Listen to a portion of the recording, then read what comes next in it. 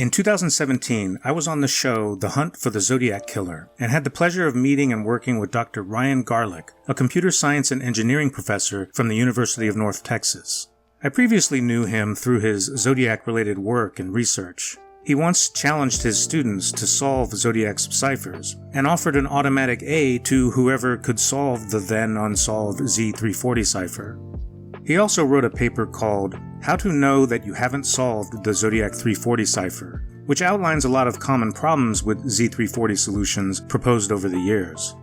After the 340 was solved, Ryan soon developed an interesting solution to Zodiac's third cipher, known as Z13, or the My Name Is cipher. He's convinced that he discovered the correct solution to the cipher. We talked about it and decided, let's debut the solution here on my channel. So we put together a video presentation of his solution and why he thinks it's correct. We'll let you, the viewers, make your own conclusions, and at the end of this video I'll share my thoughts and those from some other cryptography folks. So let's jump right into it. Ladies and gentlemen, please welcome Dr. Ryan Garlick. Hello, I'm Ryan Garlick, and this is a pretty good solution to the Zodiac Killer's My Name Is cipher. This cipher is also known as the Z13 because of the 13 symbols. This cipher was mailed to a newspaper by the Zodiac serial killer 55 years ago, and there has been no official solution to date. But this has always been the most tantalizing Zodiac cipher, because maybe he was ready to turn himself in and just spelled his name out in these symbols. But before we jump in, a little about me. Like I said, my name is Ryan Garlick, and I'm a clinical professor of computer science at the University of North Texas. I was part of the code team on the History Channel's Hunt for the Zodiac Killer. Here I am contemplating important evidence on the show. So let's dive into what I think may be the solution to the Zodiac's My Name Is cipher. This is an incomplete timeline of the Zodiac case, with only the pieces relevant to the My Name Is cipher. We're going to jump in 11 days after Zodiac killed cab driver Paul Stein in San Francisco, the last confirmed Zodiac murder, when an article quoting Dr. D.C.B. Marsh appeared in the newspaper challenging Zodiac to reveal his name. So it's October 22nd, 1969, and this article is published in the San Francisco Examiner, a newspaper to which Zodiac had previously written. There are many similar articles published in the Bay Area and across the nation, but let's focus on this one. I became aware of this link from a story written by Michael Cole. The title of the article is Cipher Expert Dares Zodiac to Tell Name. Zodiac taunted the police in several of his previous letters, and this article was a psychological effort to goad Zodiac into revealing incriminating evidence by challenging him and issuing a dare. Note that the challenge is issued by Dr. D.C.B. Marsh. He was the president of the American Cryptogram Association. I underline doctor, and we'll see why this is important later. More references to Dr. Marsh and his challenge. Dr. Marsh then invites Zodiac to send a cipher with his name in it directly to him, and Dr. Marsh even gives an address.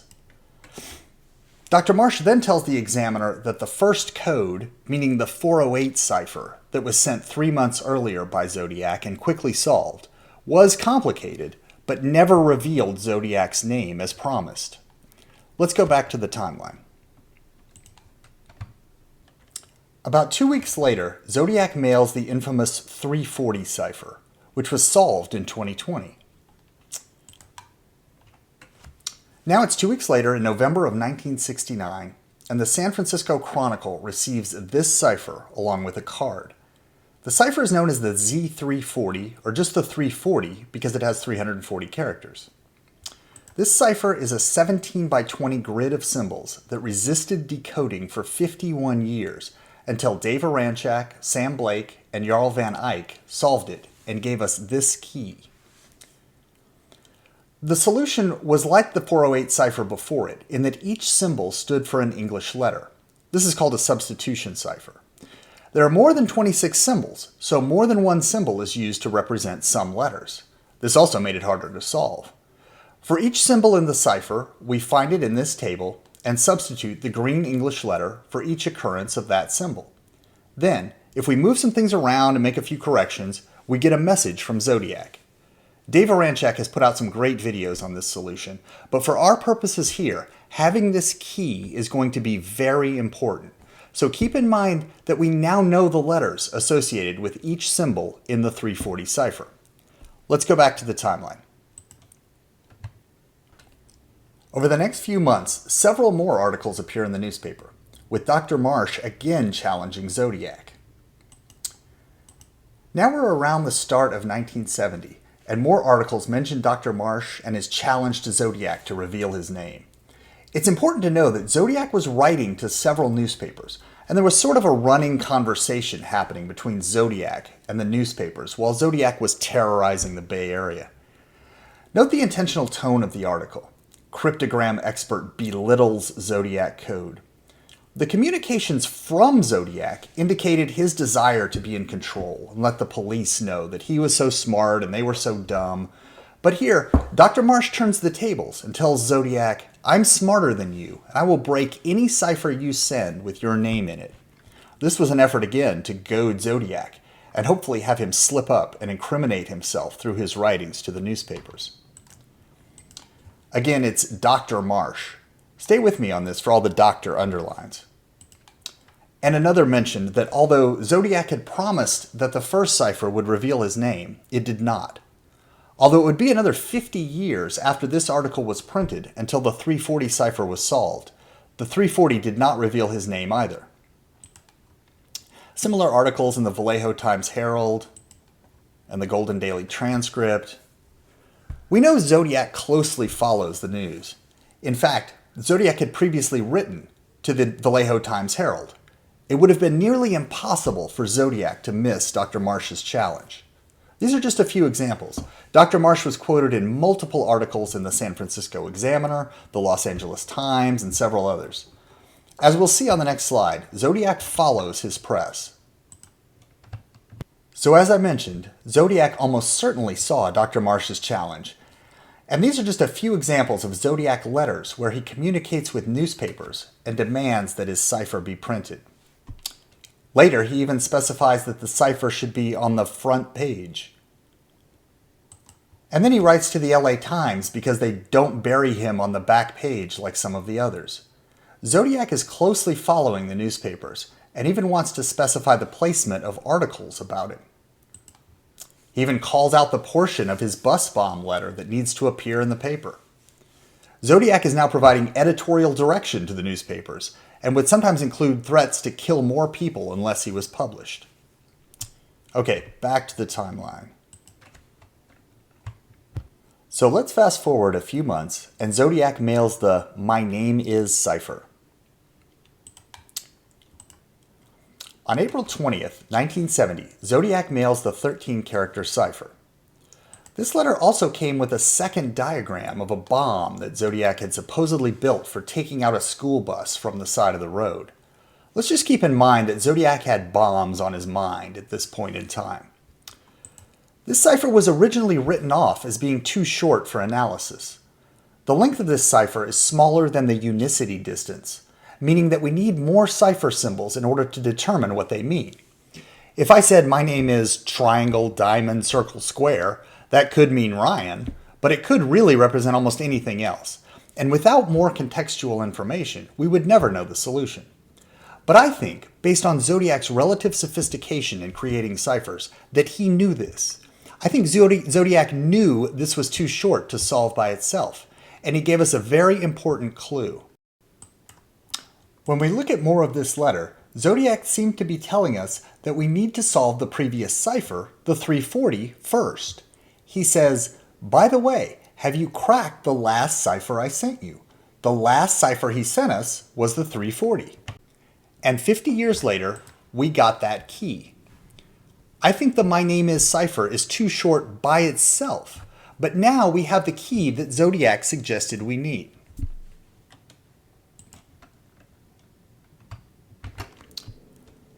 So let's apply the 340's key to the "My Name Is" cipher.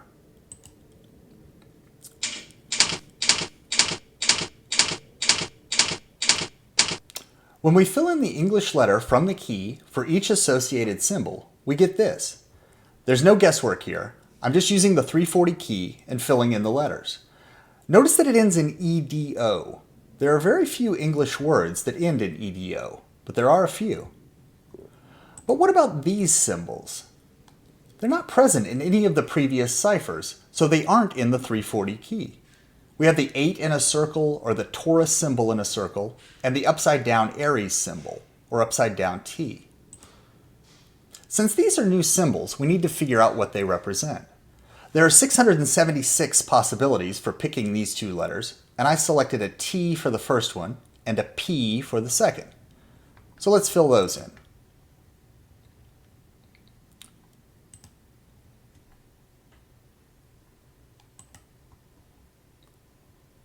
And let's break this up into words. We have Doctor eat a torpedo. If we make one correction and flip the final T to an R, we get Doctor eat a torpedo. This may be Zodiac's reply to Dr. Marsh. Corrections like flipping that T to an R were required in both of the solved Zodiac ciphers. That's all I did. Apply the 340 key, fill in the two previously unseen symbols, and flip one letter. At first, I thought Zodiac was just firing off a crude insult to Dr. Marsh to eat his torpedo, but while I was visiting with Dave Aranchak, he pointed out that torpedoes were a type of firework. I knew about fun snaps or poppets, the little pouches that you throw on the ground to explode, but torpedoes were an older and much more dangerous version of these. Torpedoes are spherical or pouch fireworks that you just throw on the ground. They don't have a fuse. Interestingly, there was a brand of torpedoes first made in Japan in the 1920s with the brand name Mikado torpedoes. This is probably circumstantial, but Zodiac followers will recognize the connection. The Mikado is a comic opera set in Japan that features an executioner named Koko. Zodiac quoted lines from the Mikado in his Little List letter to the San Francisco Chronicle, and there is definitely a connection between the Zodiac and the Mikado. Just sort of an interesting coincidence. There's another type of explosive torpedo. These are railway torpedoes, small coin-sized pressure-detonated explosives. They're not very big, maybe 1.5 inches across, with these characteristic metal straps that hold them onto railroad tracks. They're obsolete now, but when a train would run over them, it would give a warning to the engineer to slow down for something ahead. Remember these, because they're going to be important later. If you want to see a video of these in action, here's a YouTube link. I was curious if eat a torpedo was an insult that may have been used at some point in the past. Apparently, the concept of eating a torpedo was not unknown, at least in the 1930s when Zodiac may have grown up. Torpedoes were sometimes confused with candy and put in the mouth, with the expected horrific results. These are just a sample of the articles I found relating to this. There are many. Like I say, I didn't realize that eating a torpedo was a thing. It's interesting that there is no explanation in the articles. Apparently everyone knew what was meant by biting a torpedo or eating a torpedo. The more modern version of these actually has a warning message not to put them in your mouth. So let's return to our timeline and move forward just a bit in time. Now, on April 28th, 1970, just 8 days after the My Name Is cipher, Zodiac is on a writing spree. On April 28th, he sends the Dragon card with what may be some evidence to validate my solution. This is the Dragon card that Zodiac sent to the San Francisco Chronicle, where he is sorry to hear our ass is a dragon. On the back of this card, he bizarrely tells the editor that he would like to see people wearing buttons on their shirts with his crosshair symbol on them. You know, what better way to have the people of San Francisco celebrate you than to threaten to blow up school buses? I guess this made sense to Zodiac, though. At the time, some people wore buttons like Save Water, Shower Together, and Stamp Out Reality. One of these buttons was Melville Eats Blubber, referring to the author of Moby Dick. But notice that Zodiac changes it to Melvin Eats Blubber.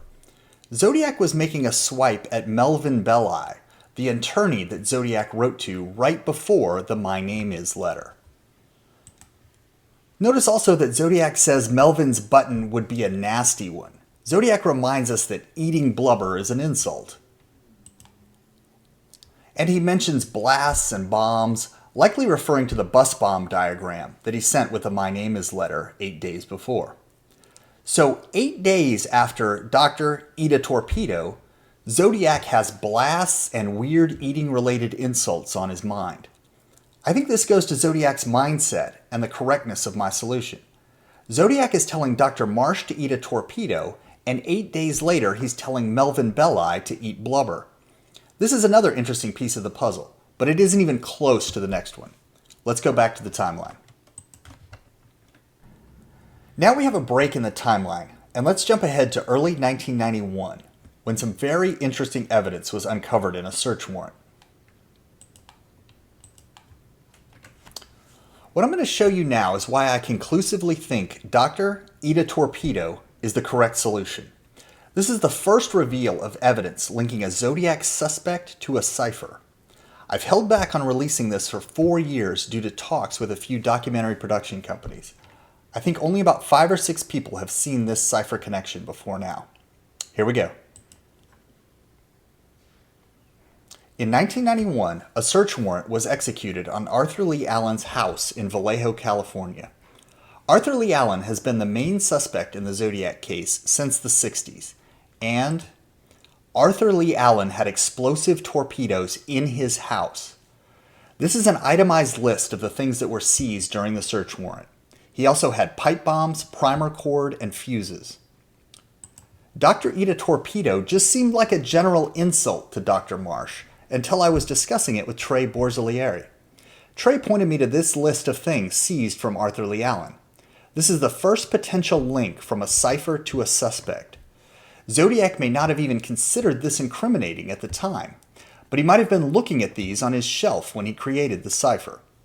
This is pretty compelling evidence to me. Railroad torpedoes are unique items. But to be fair, let's look at the counterpoints to this solution to the cipher.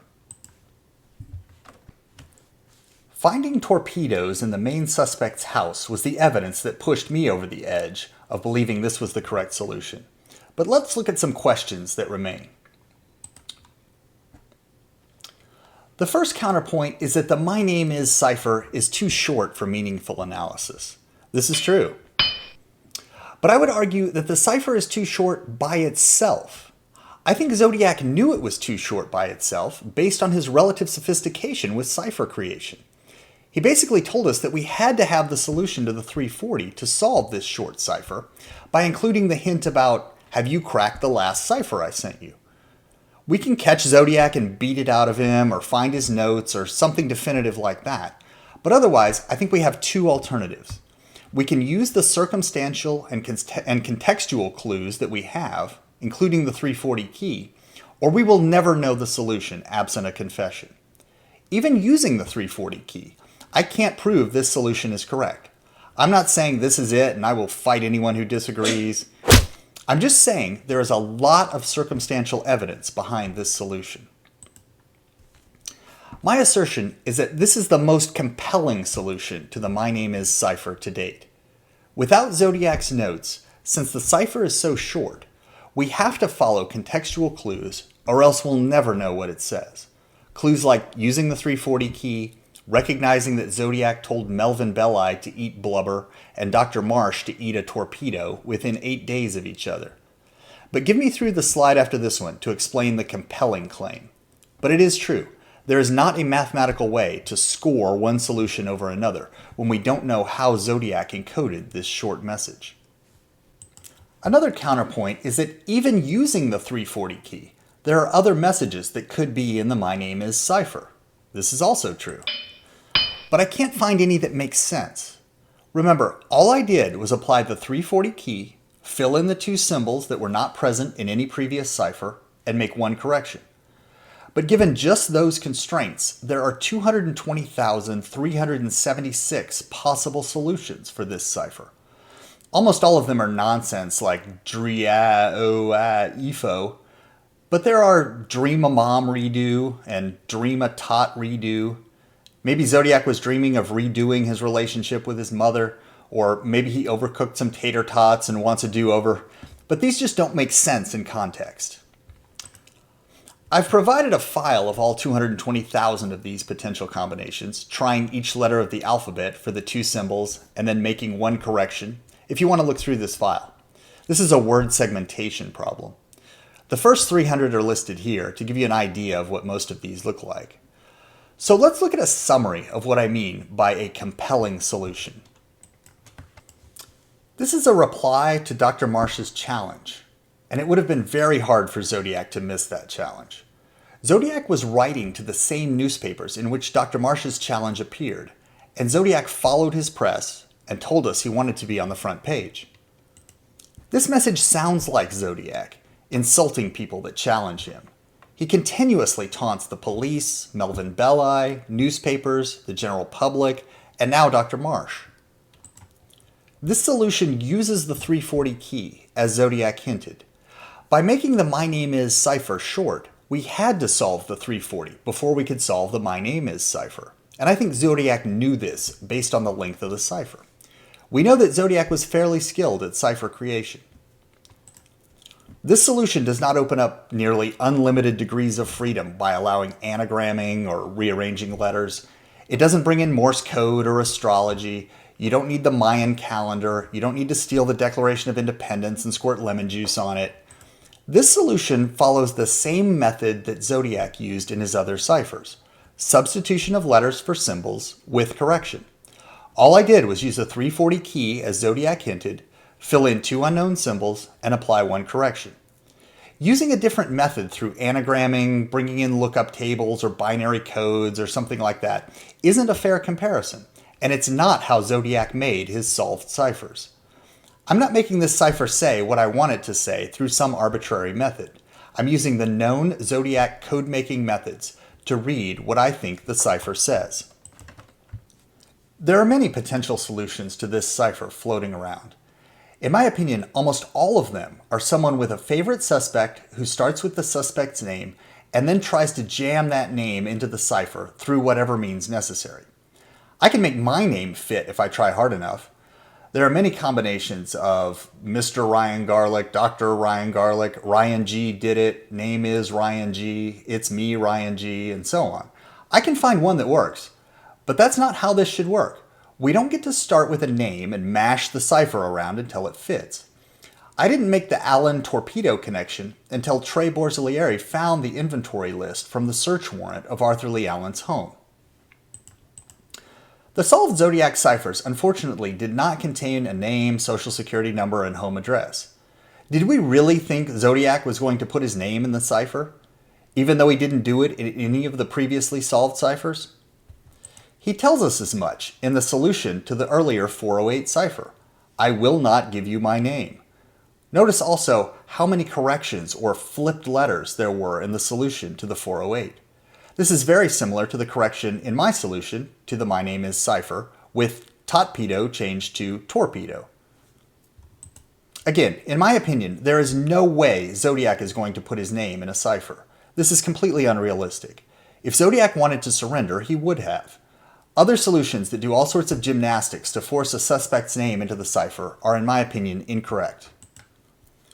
8 days after telling Dr. Marsh to eat a torpedo, Zodiac tells Melvin Belli to eat blubber.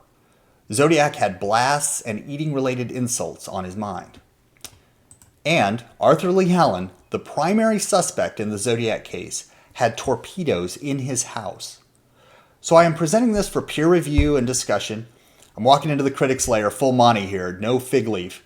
But I genuinely think this is the solution to the Z13 cipher. Thanks for listening. This presentation is built upon the work of many people on many websites, message boards, and forums. And there are many more than what I listed here, but I wanted to put some links up for further reading. Thanks. So that's Dr. Garlick's Z13 cipher solution. What do you all think? Do you think his solution is correct? Post your comments on this video, or send me an email. If you plan to share your feedback, I encourage you to do it before watching the next part of this video, where I give my own analysis and share some feedback from other peers.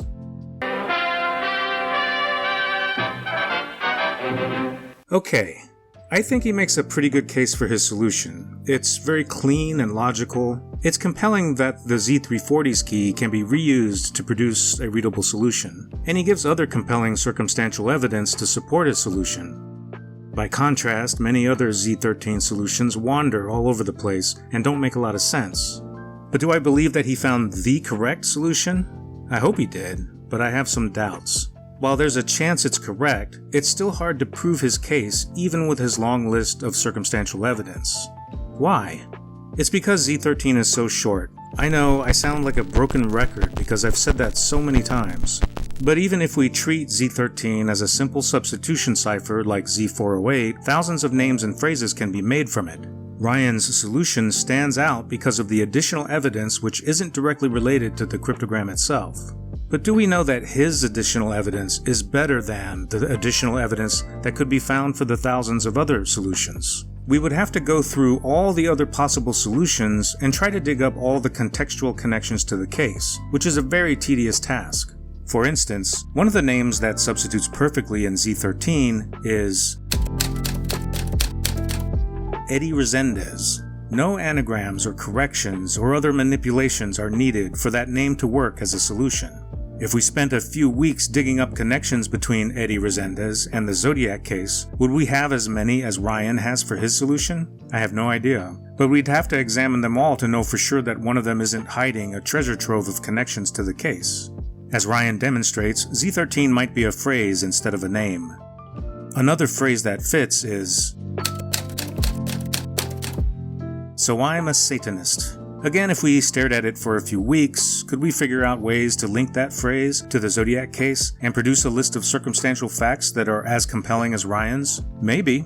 I don't know. I'm sure someone out there believes Zodiac worshipped Satan and can find other bits of evidence to support that. But we'd have to examine all the possible phrases this way. You can see a lot of phrases on my Z13 Solutions wiki page. What if one of those is the true message and we didn't spend enough time to look for connections to support it? If Arthur Lee Allen is eventually proven to be Zodiac, would that prove Ryan's solution is correct?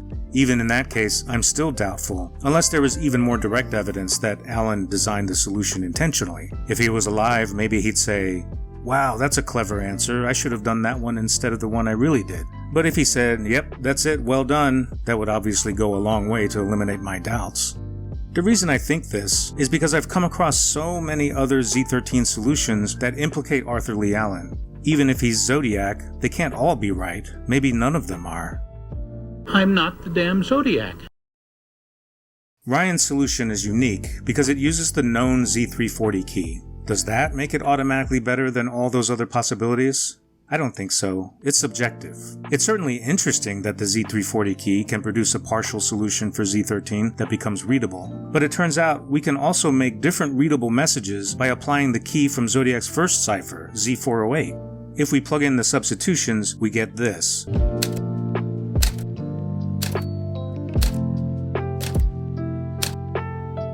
This symbol, sometimes referred to as an upside-down Aries symbol, looks a lot like an upside-down T.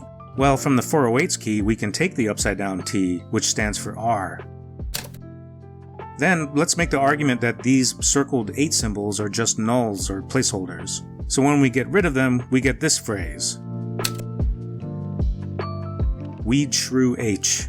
Perhaps Zodiac's name starts with H, and Weed Shrew H is like a nickname for someone really into landscaping or drugs. And here's even another name, discovered by a forum user named Rembrandt. He used the Z408 key, but using a skip rule that's a little like the Z340 key. Except we're going to skip over one instead of down one, like this. When we plug in the Z408 key for known symbols, we get EDSHW. Then we treat the upside-down Aries symbol as a wild card, like Ryan does. So let's assign the letter A, which feels kind of nice since Aries starts with A. And now we have the name Ed Shaw. Is that Zodiac's real name? Now, are either of those compelling on their own, or do we need a long list of circumstantial facts to match the weight of Dr. Garlick's arguments? I didn't want to be the only one chiming in on Dr. Garlick's solution, so we decided to ask other people in the cryptography community for their feedback. I shared Dr. Garlick's videos with some of our peers, and here's what they had to say. Fellow Z340 solver and mathematician Sam Blake said Ryan's solution does not lend itself to a mathematical analysis, but he thought the solution was fun. Our other Z340 teammate, Jarl van Eyck, thought it was one of the better solutions, but he still likes another one the best, Tom Voigt's Alfred E. Newman solution. Accomplished codebreaker George Lasry is known for his breakthrough cracking over 50 encrypted letters from Mary Queen of Scots. He said he's skeptical of any solutions to such short ciphertexts. He felt this one isn't ridiculous like many other Z13 solutions, and it's well presented, but he still didn't find it credible. Codebreaking author Klaus Schmey was unconvinced and thought the message was too improbable to be the intended meaning. He also objected to altering one of the letters to force torpedo to be spelled correctly. Cryptanalyst Bill Breyer, who helped find the Donald Hardin letters in the previous episode, said Ryan's solution was thoughtful and clever and doesn't require convoluted steps, but that doesn't mean it's right. He believes it's not scientifically supportable, since filtering down all of the solution attempts out there is very subjective. Wildcards and corrections sometimes give people unexpected flexibility, like how Ouija boards seem to evoke messages from the beyond. The crypto folks gave us useful feedback. Bill Breyer brought up a good point about how we want to say that one Z13 solution is better than others. We don't have the benefit of a long cipher, like Z408 and Z340, which gives us enough data to confirm solutions. So saying that one Z13 solution is better than others relies on feelings, assumptions, and biases. It's like 1,000 people are digging for buried treasure. Who's closest to finding it? That's impossible to know without knowing where the treasure is. Maybe there are some obvious places the treasure can't be, but ruling those out still leaves a lot of treasure hunters. With Z408 and Z340, we know we found the treasures because we can touch them and measure them and verify they exist.